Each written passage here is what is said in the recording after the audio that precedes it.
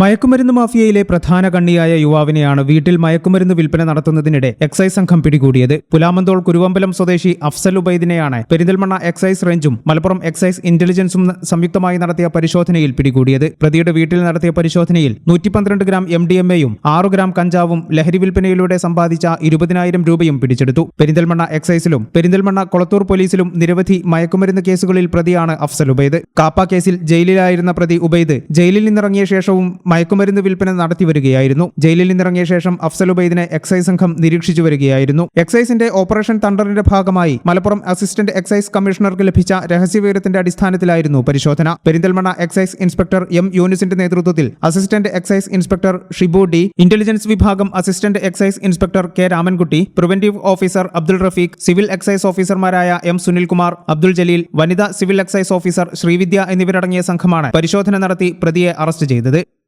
ഈ channel news Perinthalmanna. KSFE Valanchery ബ്രാഞ്ചിൽ ഉടൻ ആരംഭിക്കുന്നു 100 മാസ ചിട്ടി.